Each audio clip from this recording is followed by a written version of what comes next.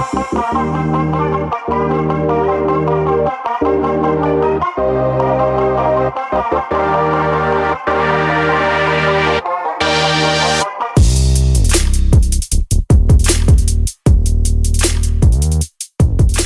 you for checking out Real Talk Personal Finance. Shit's about to get real. Cashflow King with you today. And in today's episode, we have Addicted to Dumb Shit. Thanks so much for tuning into the show. As always, we really appreciate it.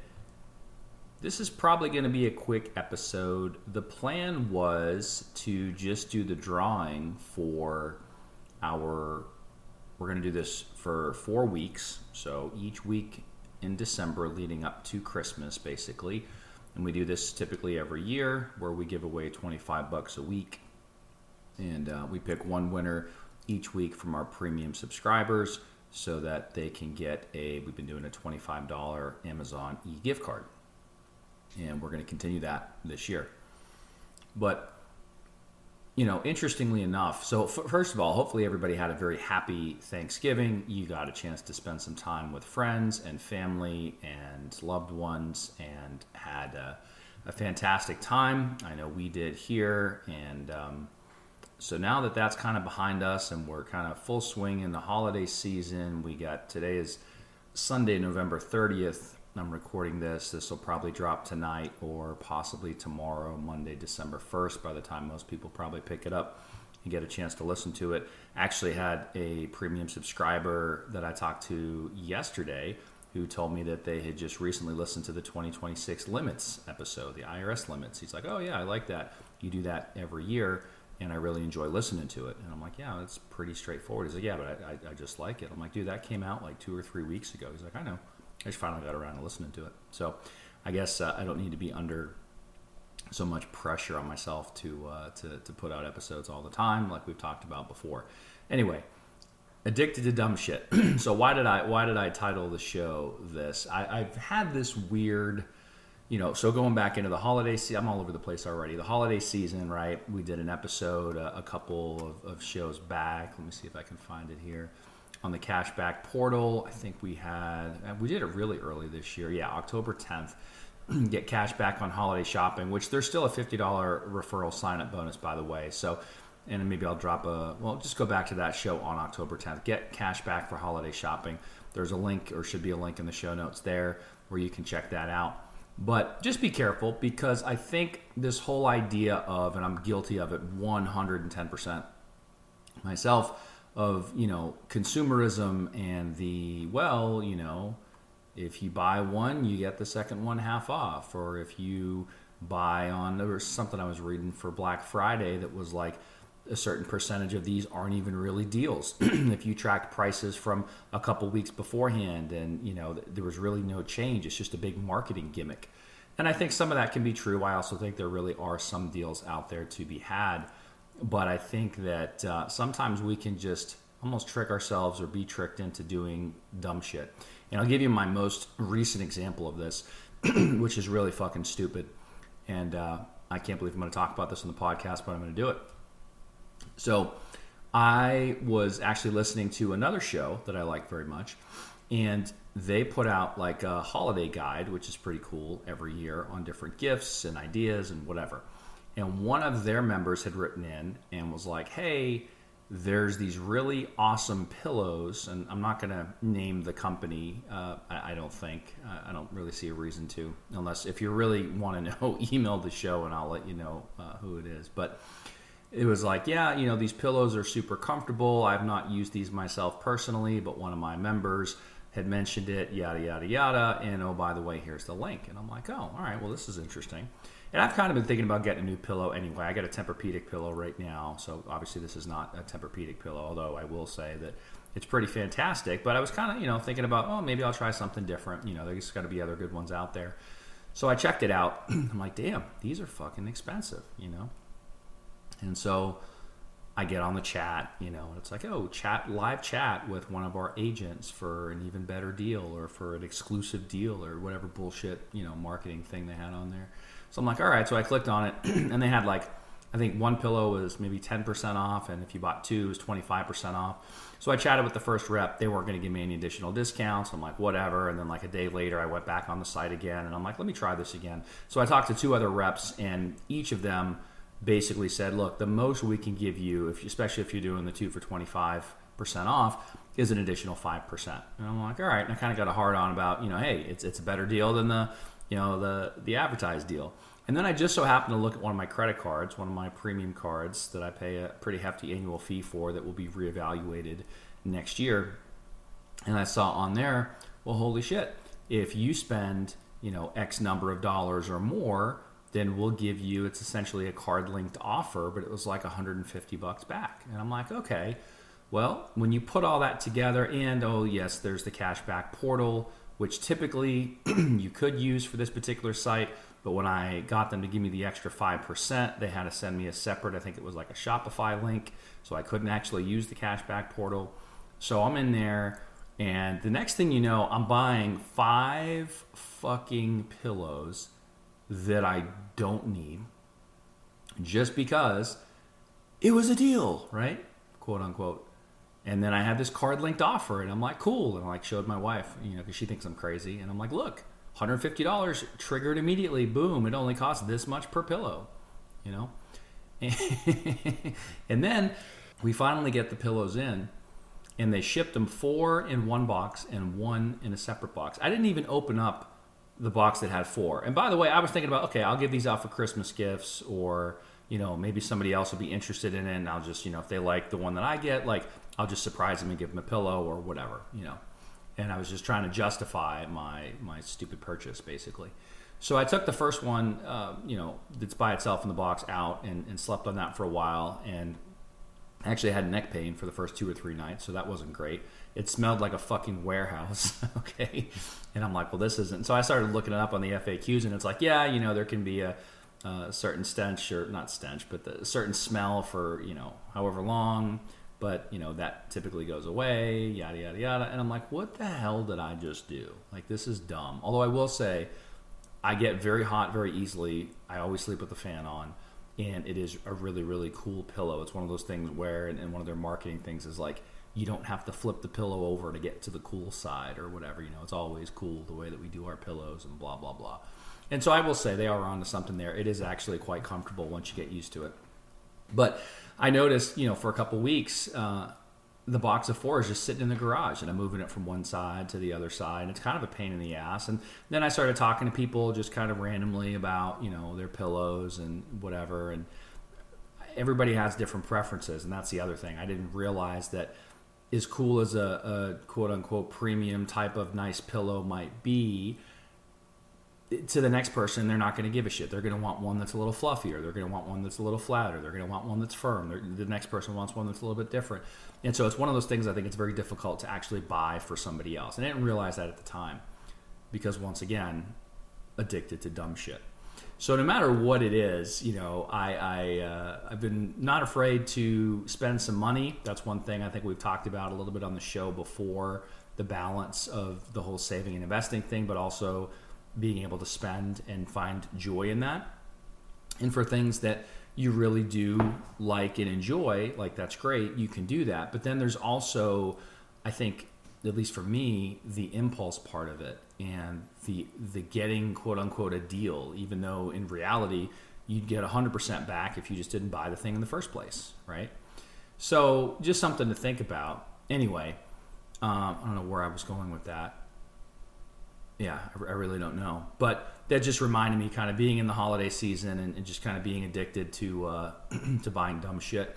Which actually, I had a conversation with Rent Reverend before recording this podcast, and he was basically saying about, some of the people that he works with and their retirement guys coming in to do a presentation and wanted to know if I had any ideas or topics or suggestions. He was telling me about some guy that works there that's in his early 20s that did some recent certifications or something through the their program, the Firehouse or whatever, and he's getting like I think he said a $3,000 raise or whatever. And he's like, these are the type of people, like, if you don't tell them or suggest to do something different, they're just going to go buy a side by side. They're going to go out and blow it. They're going to go spend it on, whatever. Investing is not on their mind. And so I would say that there's a real difference between when I say being addicted to dumb shit, and maybe this is me trying to justify it, and that's not my intention, but when you get to a certain point and you have other good habits, financial habits that are in place, I think it's okay to spend a little bit of money, even if it is on some dumb shit. But when you're first getting started and every dollar counts and you don't have as many dollars when you're first getting started, nobody does, we all start somewhere, that's typically not something that you want to be doing. And, it just kind of, I think, goes along with the same idea or the same line of just being addicted to dumb shit, because so many people, when they get a dollar in their hand that they didn't have before, that they weren't expecting, it's a raise, or money just falls out of the sky somehow, the first thing they think about doing is going and buying something or going and spending it on something. And so anyway, we talked about just some basic stuff. I told him I didn't really have anything earth-shattering to tell them, and it's just the basic shit. And sometimes I think we all have to go back to the basics, but something as simple as, hey, build up some savings in an emergency fund, look into starting a Roth IRA, don't ever carry a credit card balance or get into credit card debt, like just some real basic stuff. And I think we were on the same page there, but I think he's wanting to kind of show these guys, or have their retirement guys show these guys some numbers and do some projections, and this is what you could have, and this is how much money that could be, and here's the difference between pre-tax and Roth. All very, very important things, but I think there's a time and a place for everything, and I think we can all kind of and I catch myself sometimes. Actually, we recently had a vehicle that we paid off, and we could have had it paid off from the start, but it was literally one of those 0% manufacturer loans. It was a 48-month loan. It was started around essentially during COVID, and it was at 0%. So why would you ever pay extra? And so all of a sudden, that money will be freed up every month, and it would be easy to just say, oh, well, let's go buy this or let's go do that. It's already, the payment will basically continue, but instead of going to the auto manufacturer or the finance company, it's going to go into a different account. Right? And so the payment essentially is still there. It's basically staying the same. It's just being redirected. And that's what I mean when I say things like, all right, well, even if there's this quote unquote addiction to dumb shit, right? And I want to go buy some fucking stupid expensive pillows that I have no need for. At least I didn't say, well, yeah, that's what I want to do with this extra money every single month. It's just like, hey, if I want to splurge here or there, that's fine, because there are these other habits and systems and whatnot that are already in place. And I think it's just a reminder to all of us that that's something we really need to think about, whether that's somebody getting a raise at work and redirecting all or a portion of that into, say, a retirement account, or increasing your contributions, and ostensibly you're already contributing to your retirement account at work. It's just, I guess what I'm trying to say is, it's okay to do dumb shit, or at least that's what I'm telling myself. Maybe I'm lying to myself here. You can email the show and let me know. But it's okay to splurge here and there and buy some dumb shit and be addicted to, the hype and the craze for fun, as long as your other systems and your baseline is solid.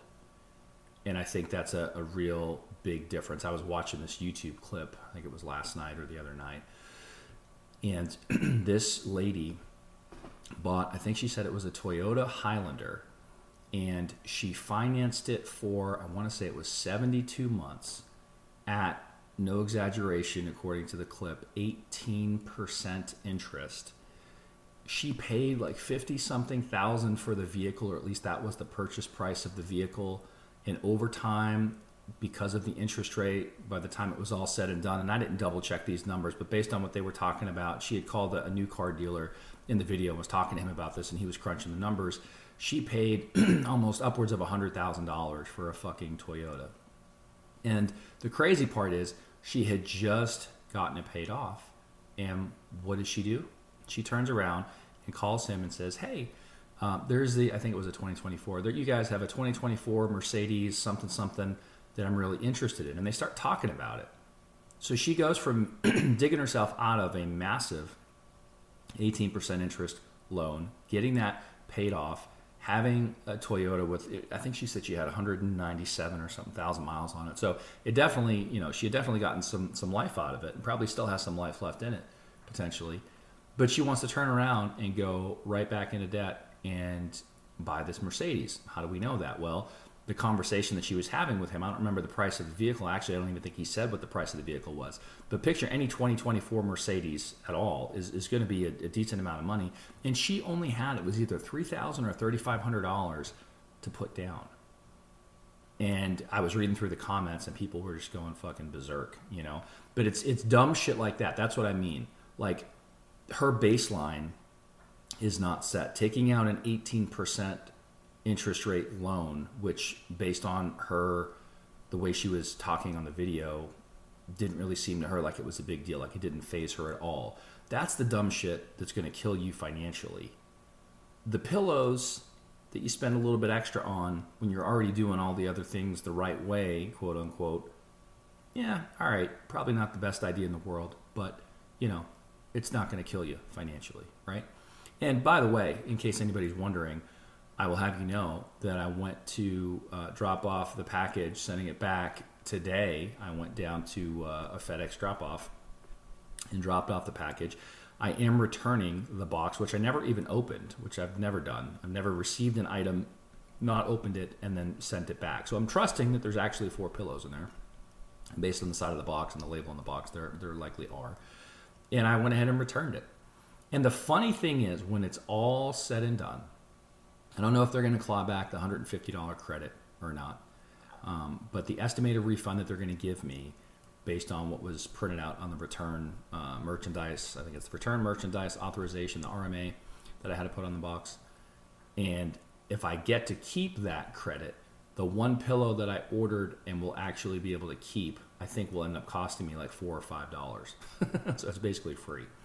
If they do claw it back, then it will cost me a little bit more than that. But needless to say, I didn't need the 5 pillows in the first place. Maybe it's a dopamine hit or a rush, or I'm just sick in the head and need to find a better hobby than shopping or something. I don't know. But I can't believe that I bought them, but I'm happy to say that I am returning 4 out of the 5 pillows. And if it turns out that somebody else wants a pillow, or I find out somebody else needs a pillow, I am happy to recommend them, and they can go and look through their website and figure out what configuration and type of pillow they want in terms of firmness and size and fluffiness and all that shit, and they can buy their own. So anyway, addicted to dumb shit.